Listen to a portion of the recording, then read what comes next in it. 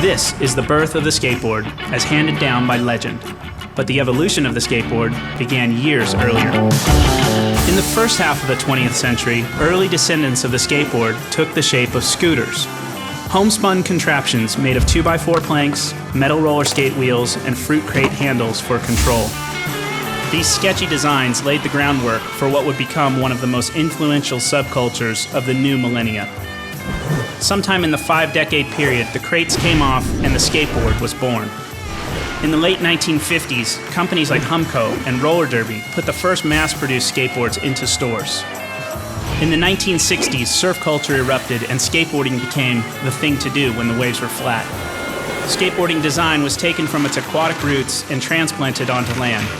Skateboards of this time period reflect these surfing origins in shape, style, and design elements. Although popular, the true potential of the skateboard was still years away. In the late 1960s, skateboarding fell off the face of the earth. Skating was sent underground with only a few hardcore enthusiasts practicing the activity. Skateboarding would not see the light of day until the early 70s. The introduction of the urethane wheel changed forever the potential of the skateboard. Fueled by this urethane revolution, skateboarding exploded in the 1970s. Throughout the decade, innovations in skateboard design would happen at a breakneck pace. With the need for increased flex and the ability to withstand the pounding of the modern skateboarder, deck suppliers would experiment with different shapes, sizes, and compounds for their boards. In the 1970s, skateboarding would come into its own, no longer reliant on surfing to guide the way. During this time period, manufacturers would experiment with laminated maple veneer decks, the formula that would prove to be the ultimate combination of strength, flexibility, and low weight. Throughout the 1980s, board design would continue on this evolutionary path. Skateboards of every imaginable shape and size variation would be created. In the 1990s, skateboard design would reach a pinnacle, helping to push skateboarding further than anyone could ever imagine. Skateboarding has and forever will evolve. But since the early whispers of that 1970s revolution, there's been one constant: the wood.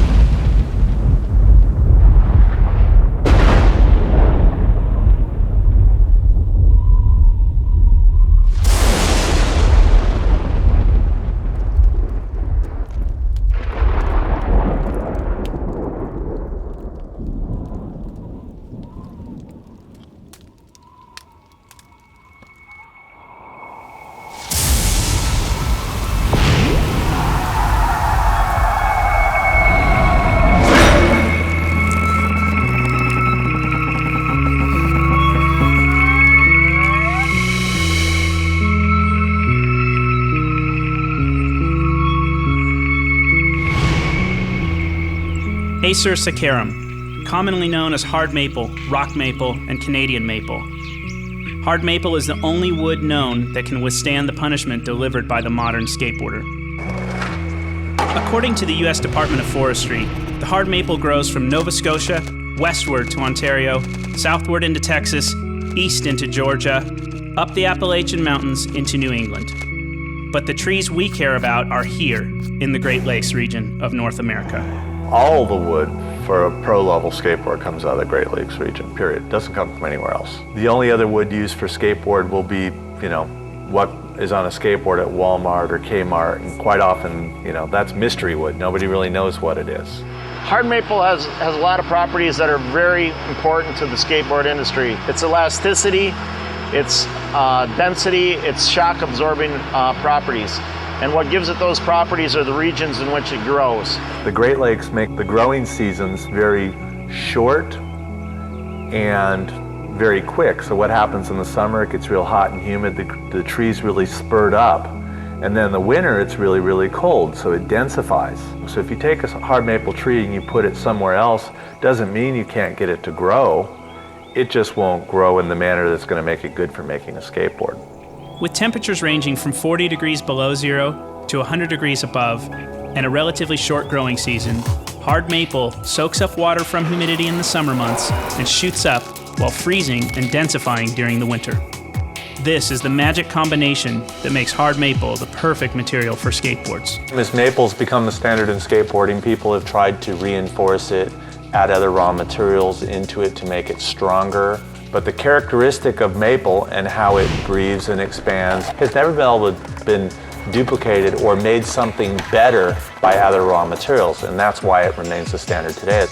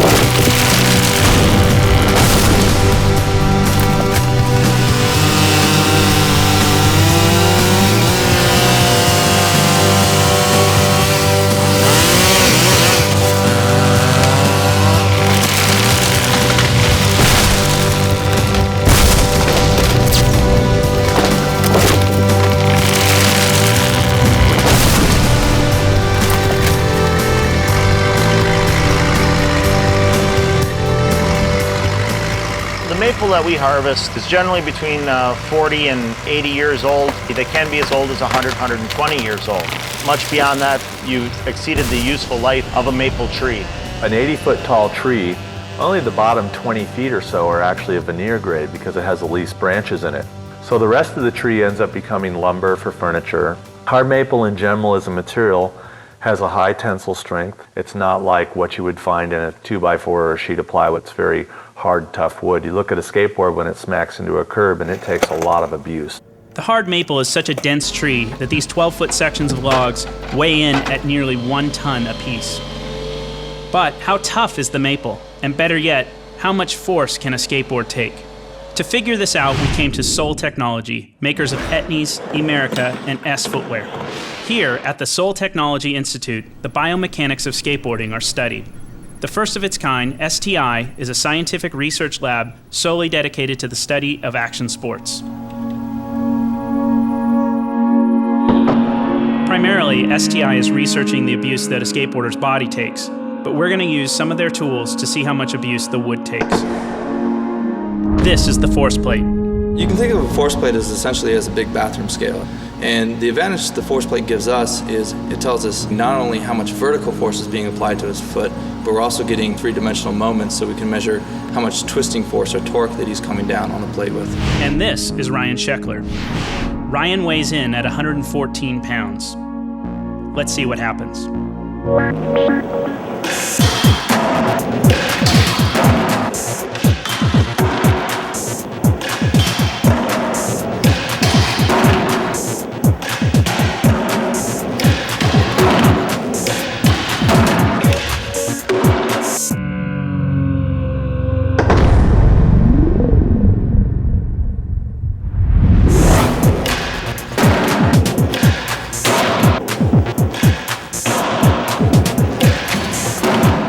found today, when Ryan was skating an 8-stair handrail and successfully landing tricks, he was averaging about 6 to 12.5 times body weight.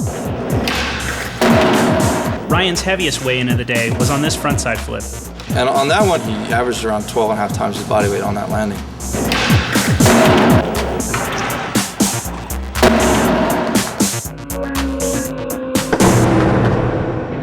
So let's do the math. Sheckler weighed in at 114 pounds, and on his heaviest landing came down with a force of 1,425 pounds, 12.5 times his body weight. So the largest impact of force we've ever recorded here in the lab was from an individual who weighed 180 pounds. And what we found is he came down on the force plate with 22 times his body weight, which is roughly equivalent to about 4,000 pounds of force. Depending on how you use the body's natural shock absorbing system of hips and knees, the force you're coming down with, according to this example, can range from twice your body weight to 22 times your body weight.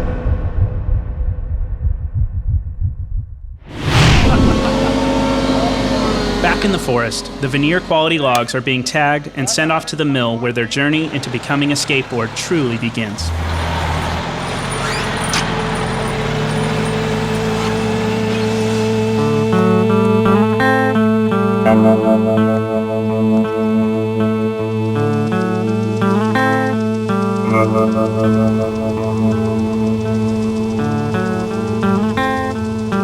The log yard. This is the holding pen for logs prior to the milling process. The logs are kept moist in the summer months to prevent drying and cracking.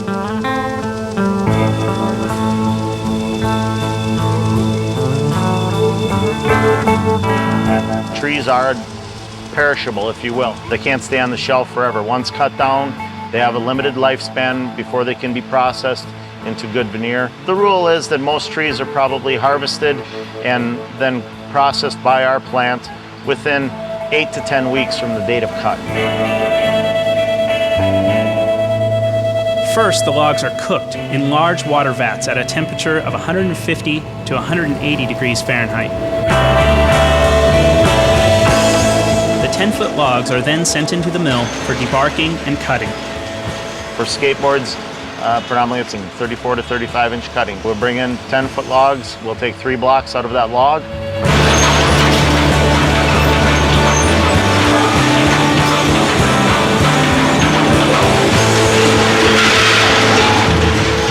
We'll bring it to our lathe and turn it into veneer.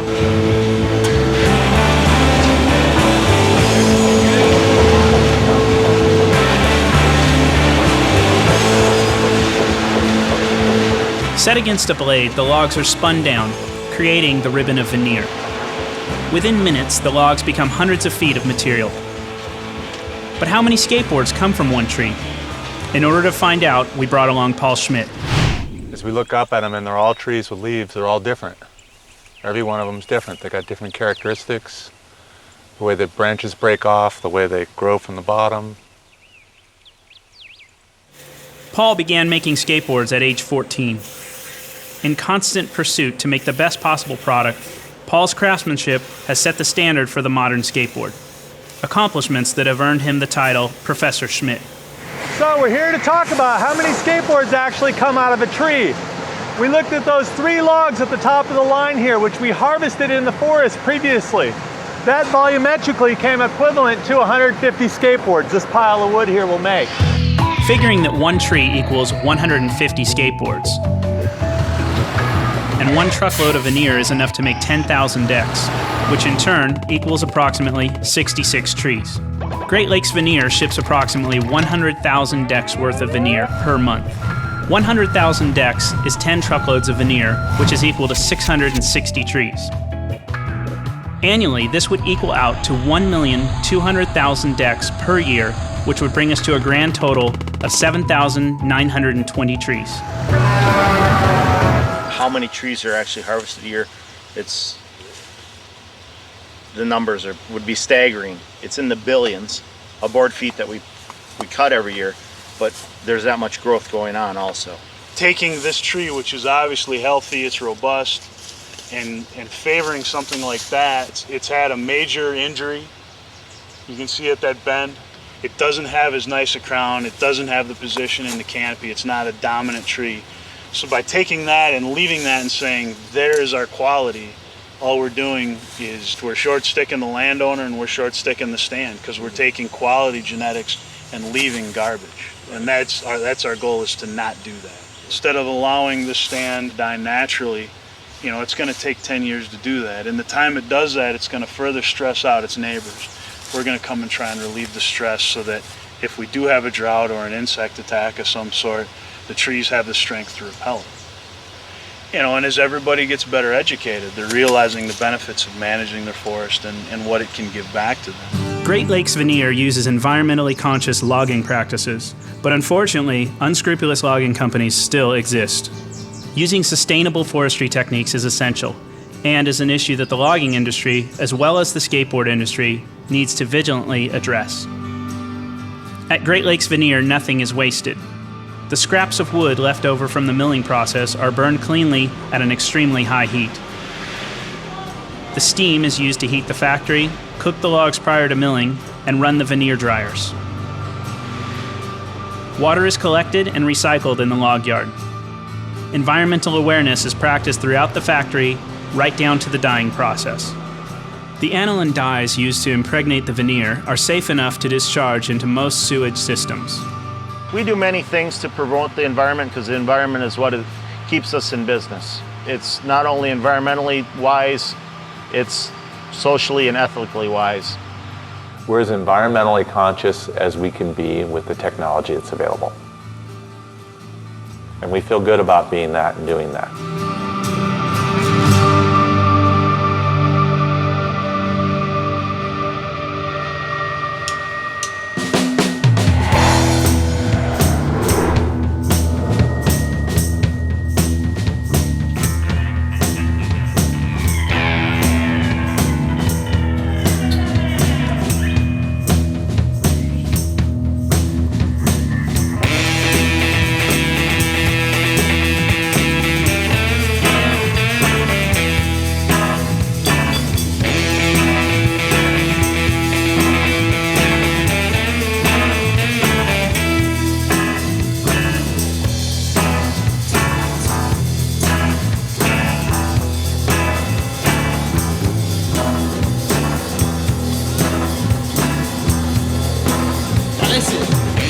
Welcome to PS Sticks,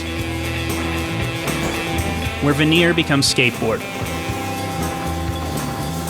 where unparalleled craftsmanship meets streamlined production. All this for the sole purpose of designing and manufacturing a great skateboard. So welcome to PS Sticks. Come on in. We're going to show you how a skateboard gets made. PS Sticks handles the production for Element, Black Label, Pop War, Stereo, Alien, Habitat. One of the unique things about the skateboard deck is that it's made with organic raw material. The average skateboard has the wood from 3 to 5 different trees in it, depends how it was processed. Because we have a mix from different trees, and trees are like people, there aren't two the same, so that part's never going to be consistent. Oh, each skateboard is definitely one of a kind. I mean, every person you know in this world is one of a kind. So the skateboard, the same thing. It's a product of environment as the raw material grew, but also as it gets used and applied. As you use it as a skateboarder, you don't use it exactly the same. You don't bash it into the same curb. You don't fly off the same ramp. So it starts with graphics and planning.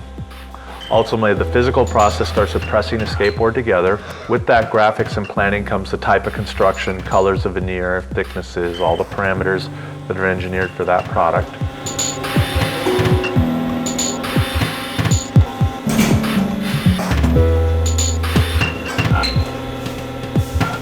The skateboard then sits in our climate-controlled room for a week and stabilizes. And during that time, the moisture goes out of the glue, into the wood, and into the air.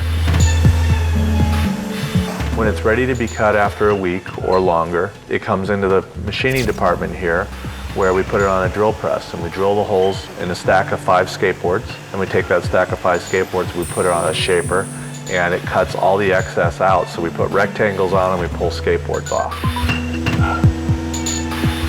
Then get set on the conveyor. They get carried on to the next station where they take a router and they round the edges round. Then it continues on to the edge sander. Well, the edge sander will edge sand the skateboard. He actually spends 2.5, 3 minutes with that skateboard. He's the one that touches it the most because his hands are checking, is the rail round? Does that feel good? Am I happy with that?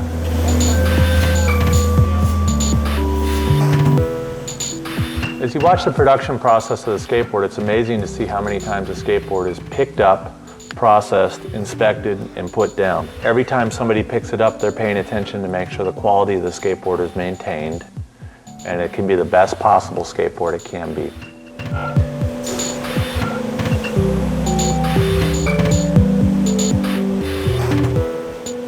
The skateboard will then go through our sanding machine where it will sand the surface of it smooth, get all the dust out of the pores of the wood. Then it goes into the paint booth and it gets a top coat put on it.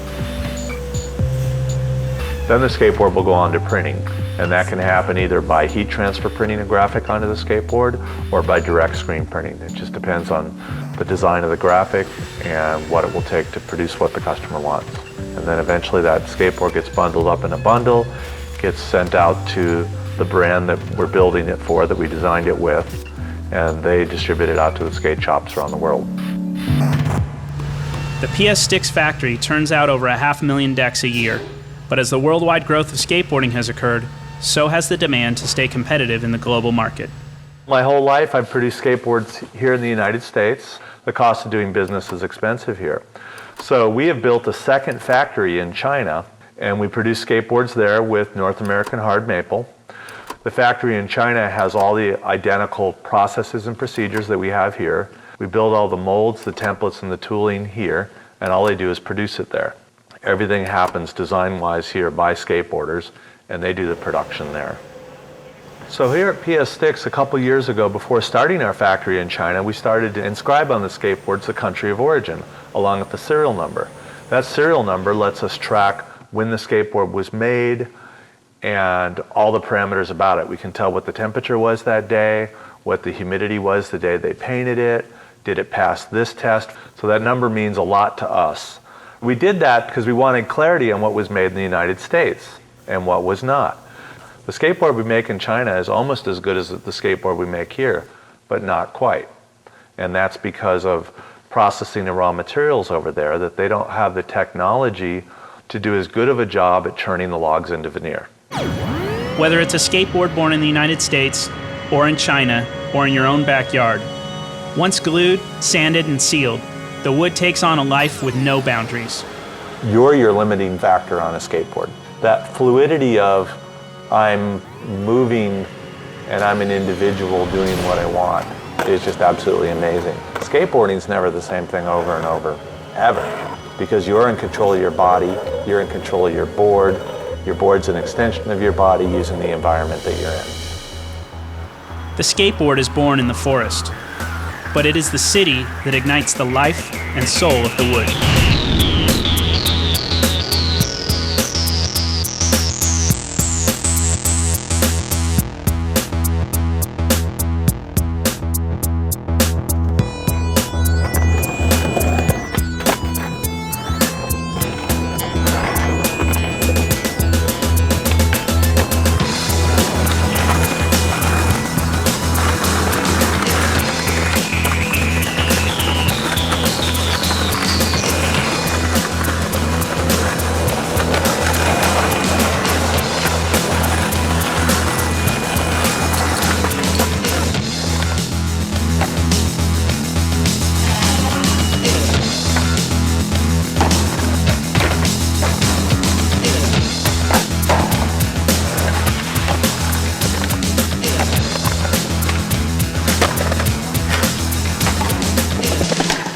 I'm not quite sure what it is, but Bruce Lee had said that there's balance in motion, and I truly believe that. The essence of skateboarding is motion and turning. Your sidewalk surfing.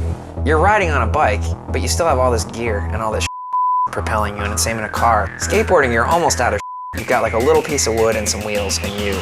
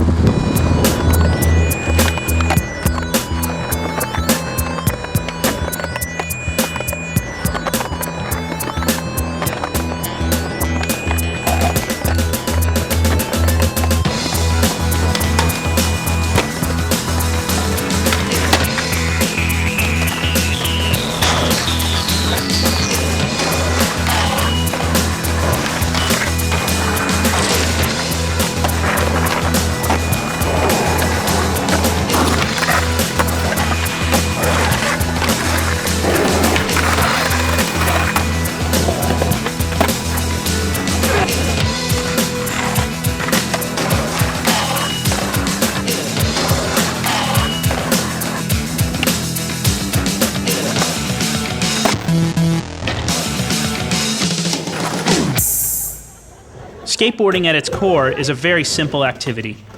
You roll along on 4 wheels and a piece of wood.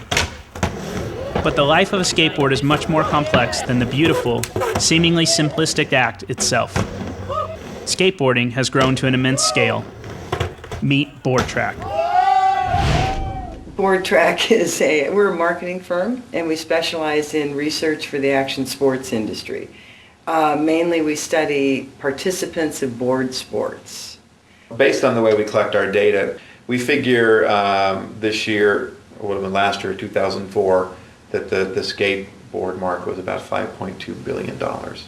The image of skateboarders as not being mainstream is something that's a little bit of in the past, I think. With skate parks sprouting up all over the place, it's pretty, I think it could replace baseball. I saw on a bus shelter in San Francisco a couple of years ago, there was an ad for, I think it was called Extreme Consulting Services or something to this effect. But I mean, this is, straight ahead consulting services as far as I could tell. But I mean, they just wanted to pick up on this imagery to sort of sell their product. I mean, so, you have consulting services and mutual funds who are sort of, picking up this imagery. It suggests to me that it's integrated into our culture in a much sort of deeper way than people, realize, I think. Current figures suggest that there are 11 million skateboarders in the United States. Compound that worldwide, and that's a lot of people affected by a piece of wood. The skateboard, once delegated to the bowels of cities and derelict backyard pools, now has the power to influence the world around it. Skateboarding has just really made me who I am and makes you really an independent person. I've forged friendships around the world just because of a piece of wood with, 4 wheels and 2 trucks on it. It's interesting how it teaches you in life to be extremely tenacious, to endure. With traditional sports, you have to be good. There is a bar that you have to be measured by. You have to make that free throw. You have to make that home run. With skateboarding, you don't have to do anything but whatever satisfies your own soul. That's part of the reason why, it's starting to get a lot of public support too, I think, actually, is that people are looking at it and thinking that this is, teaches kids to be individualistic and everything, which is something that's more and more valued just in American culture generally. I've read articles that say that skaters are like 70% more likely to be on top of technology and how to use it than non-skaters. Kate Martin, Skate Mom. Excuse me for 1 second, would you? Gentlemen. Kate has witnessed the auspicious power of the wood firsthand. When the kids took up skateboarding, they were still playing coach sports, although they were on the wane because they're athletic, but those things weren't like really doing it for them. And I kind of watched them diligently, almost compulsively practice. And I was very impressed by that. And then I became involved in the activist community. A landscape architect, Kate has taken on the city of Seattle and turned her front yard into a skate park. It's like, what are front yards for, really? Like, what are they for? I knew my infractions were very minor because I knew that play areas in front yards are legal. And I know that it's legal to put ramps up for handicap. And I had a permit for those curb cuts. And so I said, what, do that. And then when I did it, and they came, they were having a hard time figuring out what part of this was not allowable. I never had anyone come by and say anything other than, right on, this is exactly what kids need. I've had more men tell me that if they'd had something like a skate park to use up their energy and creativity, that they probably wouldn't have gotten involved in some things they got involved in. So really, the skate parks could be considered free by what you prevent societally, yet they won't build them and and they'll be pushed around by somebody who actually doesn't understand at all what's going on with skateboarding and how fun it is to do it and how fun it is to watch it.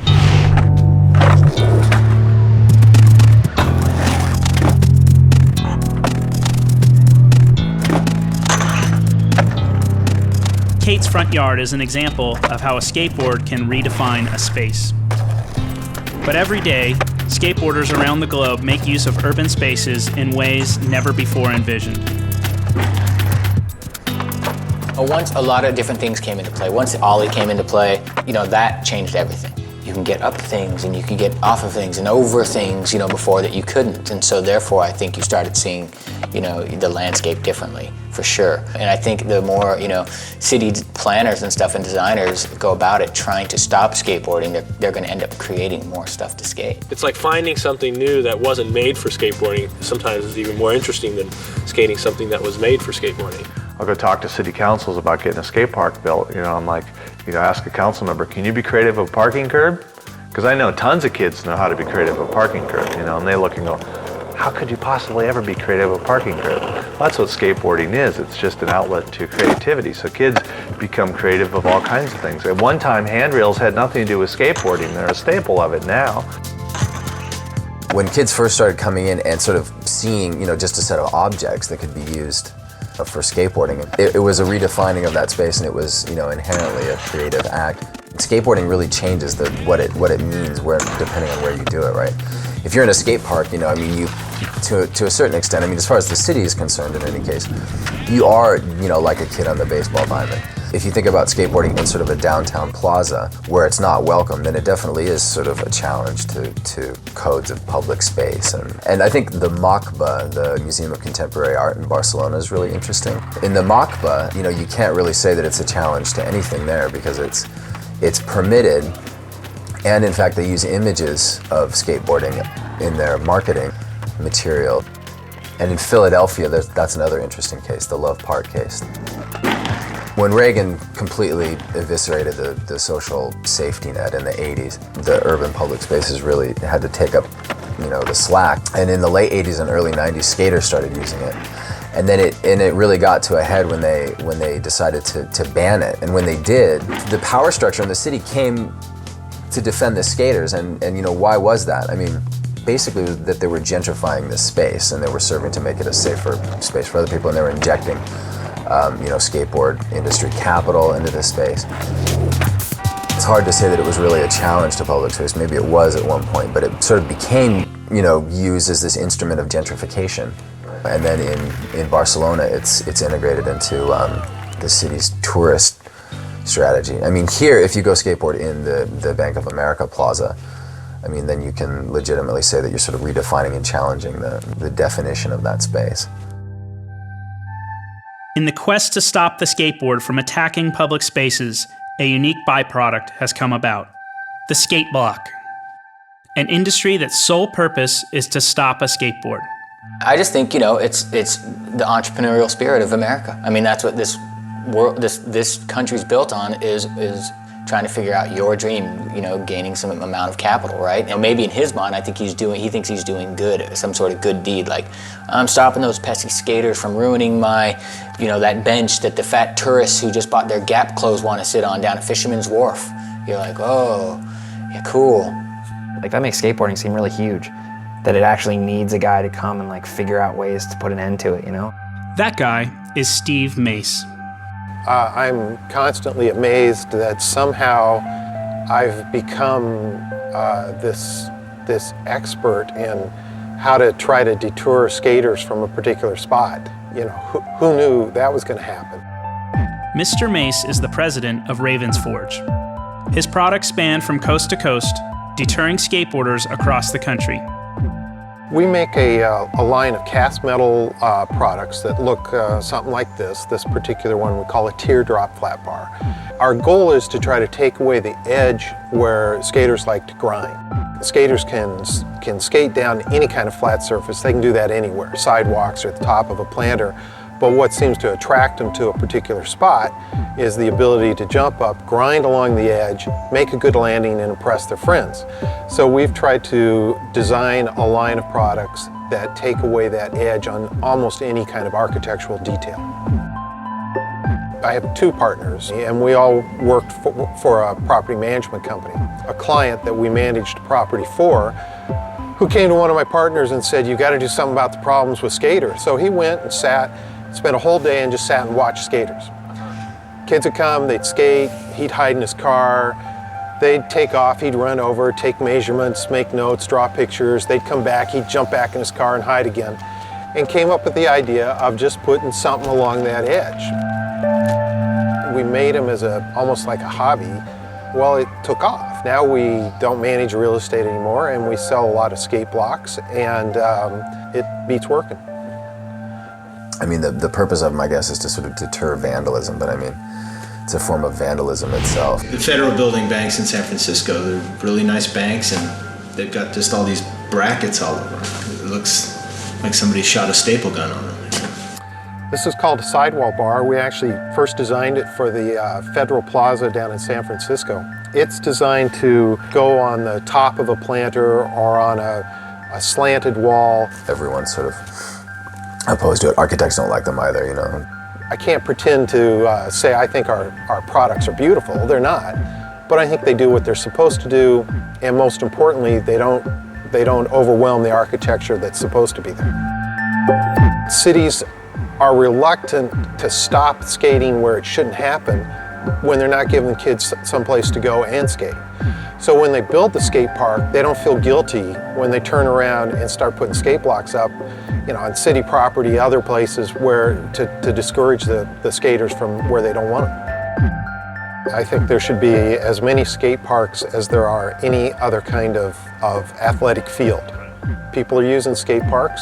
They should respond to that need and build as many as the community needs. The skate park serves a great purpose. It provides access to skateboarding to those who might not otherwise have it. The skate park also serves as a training ground to entry-level skaters. But the wood cannot be confined to a skate park. It's in the nature of a skateboarder to search out the new, to skate the unskateable. The vehicle of the skateboard takes you on the path less traveled, and along this path, a new interpretation of the world around you is revealed.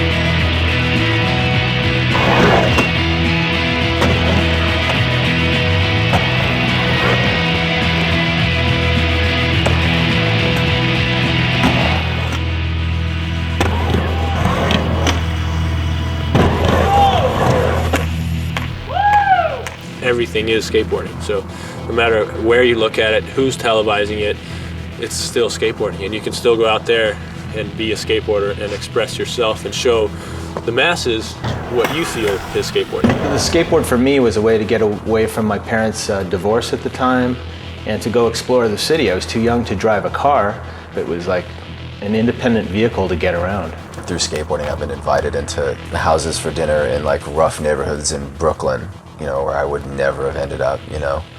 And then also in like just these mansions on hilltops where I would never have ended up. I don't think it's strange that like as skateboarders grow up, they become musicians and artists and these other like independent, self-driven activities. It's like you've kind of just got to be motivated to go down that road and, you know, take those kind of risks. And like, I don't know, I think skateboarding kind of primes you for that sort of.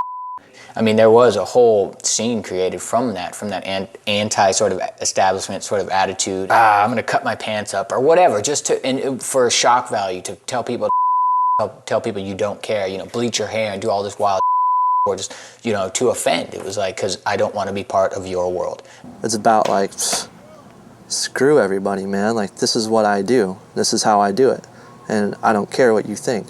And on a less mainstream, more like retarded extreme level, I guess there's like the way it influenced snowboarding and rollerblading. Like as much as snowboarding and rollerblading want to claim their independence as these like other extreme sports, they need to bow down because the names of all their tricks and the basis of everything they do is based off of skateboarding, you know what I mean? Like it's another way that it's like lent itself into these other subcultures, I guess.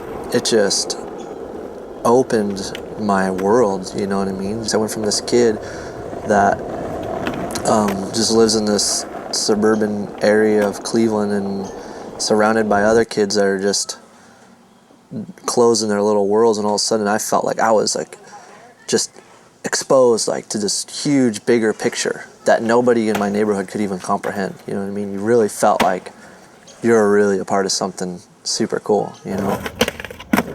Young kids especially, they're searching for something that says, this is me, that's, you know, this is kind of an outward way of saying that. Oh yeah, it's almost a little spoon to it. The graphics have a way, it's a way of, it goes kind of in hand with the creative thing. A lot of people took the graphics to heart more than just a simple silkscreen job. It gave you a way of defining yourself, defining where you were. For me, it was all I wanted to do was draw skateboard graphics. Plus head spoof. There's a certain embodiment that it has. So many people, when they see an old board that they once had, it just brings back all these memories, everything, just the time period, and it's with the book. A lot of people when they look at it, it's really overwhelming for them. Just to also to remember, like I had that board, I was doing this then. I got busted there. Like it's so they have this psychic life, I guess. I'm 38. How many people my age can relate to an 8-year-old? Very few. But it's what you have in common is skateboarding. Regardless if you're skating, you know, a ramp or if you're skating a block or whatever you're skating, you still have something in common, which is pretty cool. And I hope to think that it's more of a brotherhood, you know, and understanding that when you first started skating, I mean, you were the black sheep, you were the outcast, and that's why you started skating, you know, because it was an independent thing, you were a loner, and that's what you did. But then you see other people and you have some sort of common ground and bond.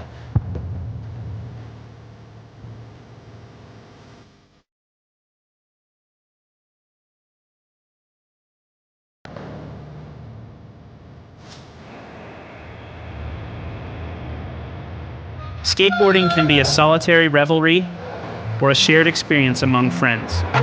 It can be a backlash to authority or something you do when you have some time to kill. Whatever the reason, the wood binds generations of skateboarders around the world. This is the circle right here. These are the guys. We're always together. We have a great time. We spend a lot of quality time with our kids, which is the most overwhelming thing for me out of all of this. This is why I did this, to have these people around me, because they make my eyes tear up. These are great people. This is the Cerna clan, a group of family and friends bound together by the wood. 3 generations who find common ground through the skateboard.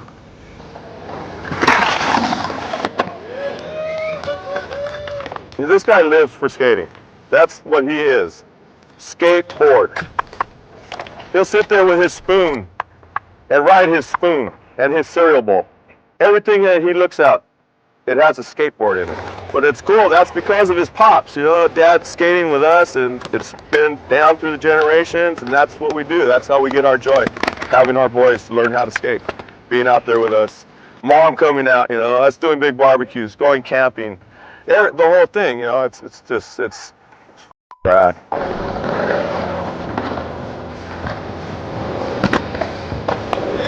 It's the only thing that gives me more joy than my skateboarding is to see my kids excel, to do good in school, to do good at skating, to do good in life overall. And I think we all thrive for that.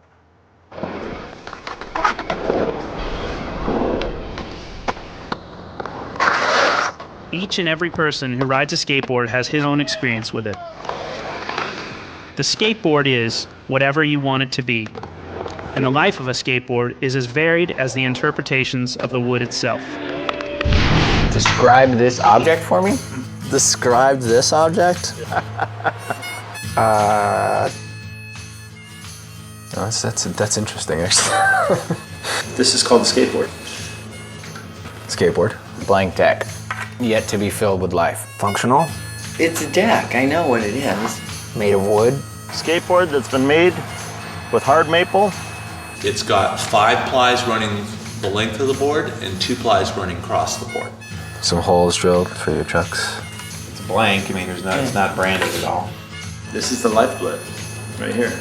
I don't see it any different than a baseball mitt, a soccer ball, a bat, a basketball. Curvaceous. My first love. Love it, hate it.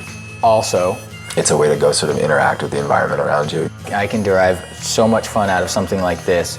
Flip it the other way. It always hold promise. It could be your meal ticket to get over to Europe to go skateboard. A vehicle, first and foremost, yeah. Just looking at it, you go, yeah. This is where it all starts. This is where it all ends. Shredding time.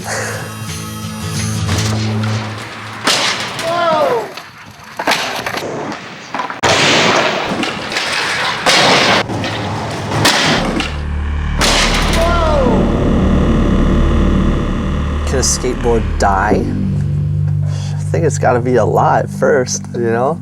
Well, no, it's just an inanimate object, man. It ends up stored in your basement or on someone's wall or in a landfill. The birth and life of a skateboard probably starts out the same, but then it's a matter of what kind of kid winds up with it. I killed it for my enjoyment. There's so many ways it can go.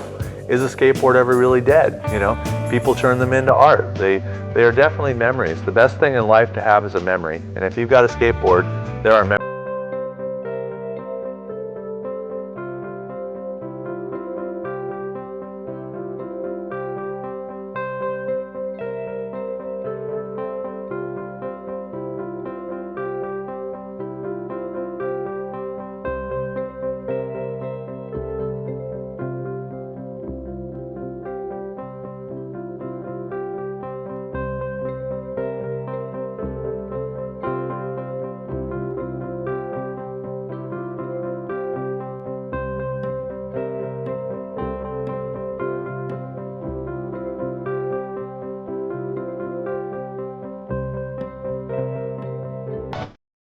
These bonds are strong enough to bring some to collect the very object that generates these memories. The Skate Lab Skate Park and Museum in Simi Valley, California, houses the largest known collection of skateboards. Around the world, skateboard art shows are regularly held. Books, films, and installations chronicling the legacy of the wood are released increasingly more. But it's this intangible desire for the memories spawned by the wood that is the root for so many collectors.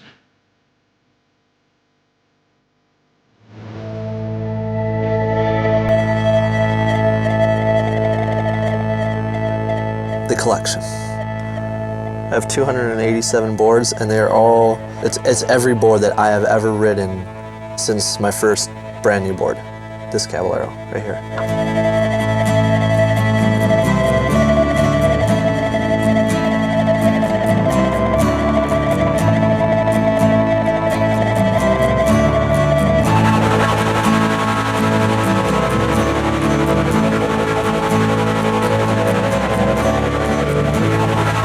It just started out as, you know, my board got old, I took it apart.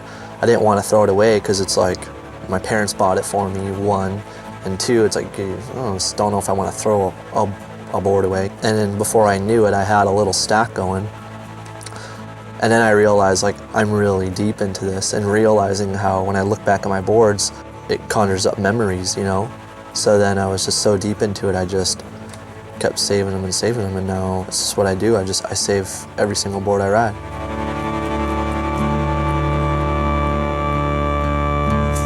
This was the first brand new board I ever got. My parents bought this for me.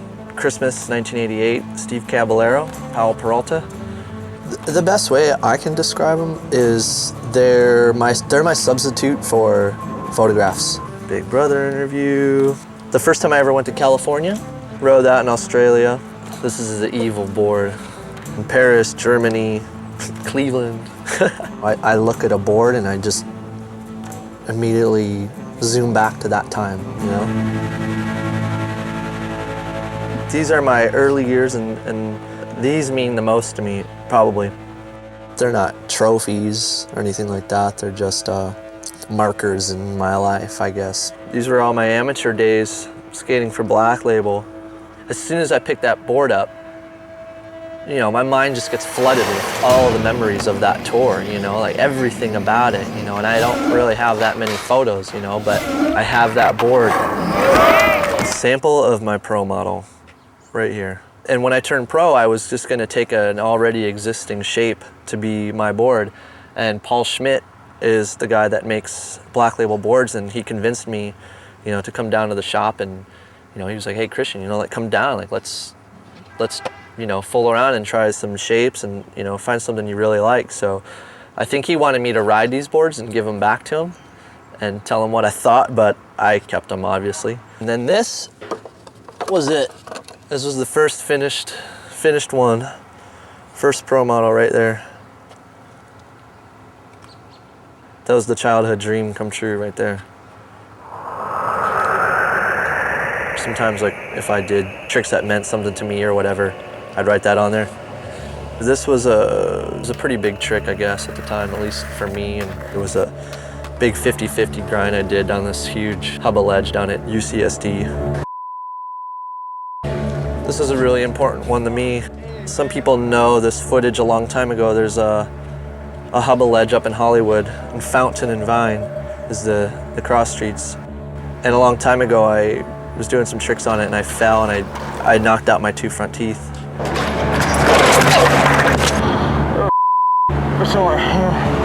Years later, 2004, I went back. I did a frontside blunt down that ledge. So, I mean, for me personally, it was really cool because I had lost my teeth on that same ledge years ago and never went back. So that's a good one. Hang on to them and hopefully, you know, maybe pass them down. Maybe I'll have kids one day, pass them down to them or whatever, and let them burn them. It's a little insane. It's a little obsessive, you know, but, you know, I don't know. It's like, I've been doing it for 17 years and I'm so deep into it, it's like I can't stop. Hopefully, you know, when a kid gets a new board, or when I get a new board, or even when I look at these old ones, or hopefully if other people look at their old boards, or they're looking at my old boards, it puts life into them, you know what I mean? It somehow inspires them or whatever, and gives them life to do whatever.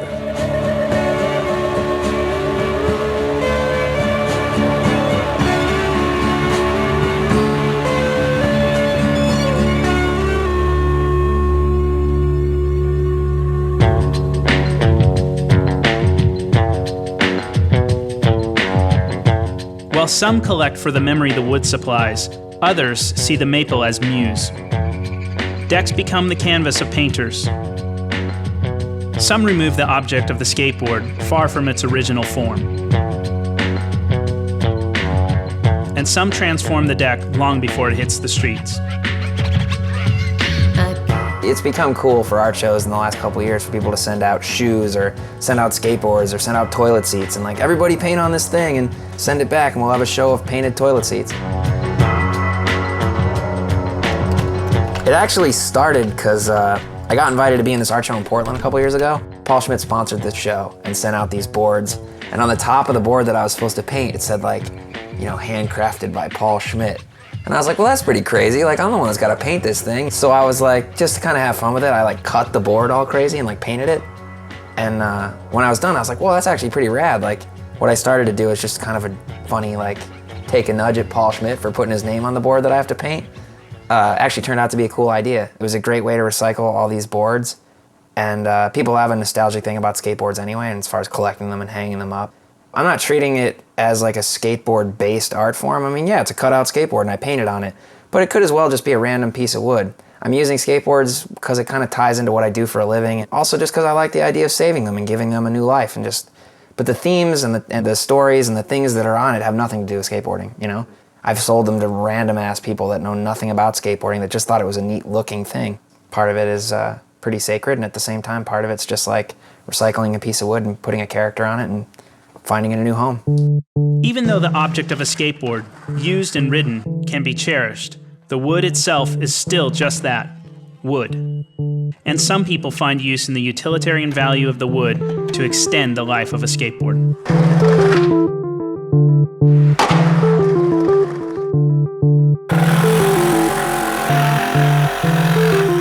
Well, I started working in a skate shop in Boise, Idaho. The very first piece that I made was an exchange for a small, closet full of skateboard decks. So this bench was actually one of the first pieces that I made just out of necessity at the time.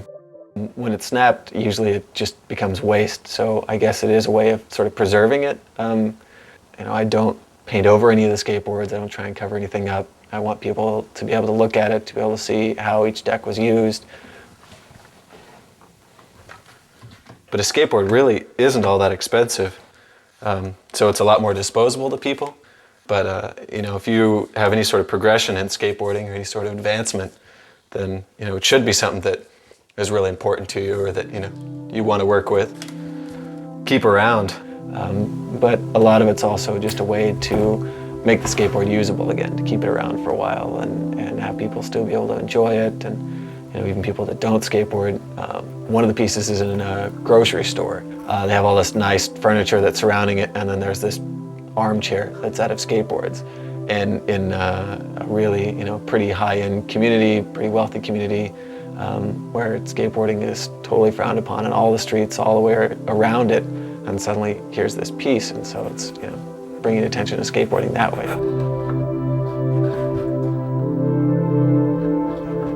I've always thought of, you break a skateboard and it's dead. It's no good. If it's cracked, it's dangerous. If it's snapped, it's totally shot.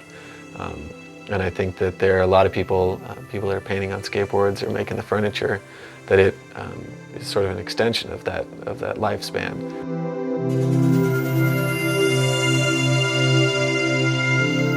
Skateboarders are very creative people in general, because that's part of the attraction to it. I can do what I want, I don't have to be good, I just have to have fun. I think it's just like, you are skating, but it somehow at least for me, has connected me to something way more.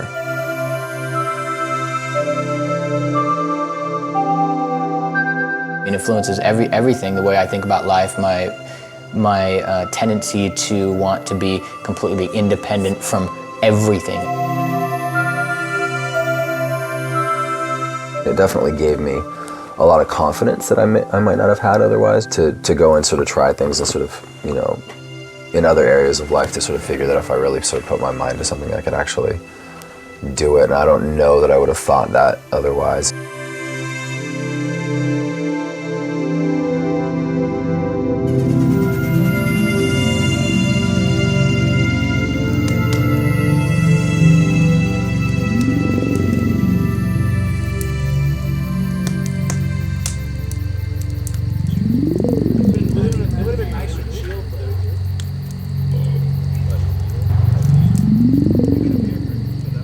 This simple piece of wood transcends borders, redefines the boundaries of the world we live in, and generates memories that will live on long after the material decomposes. But in the end, the skateboard provides most of all an anchor for friends to gather around in the quest for good times. I've never even heard that song.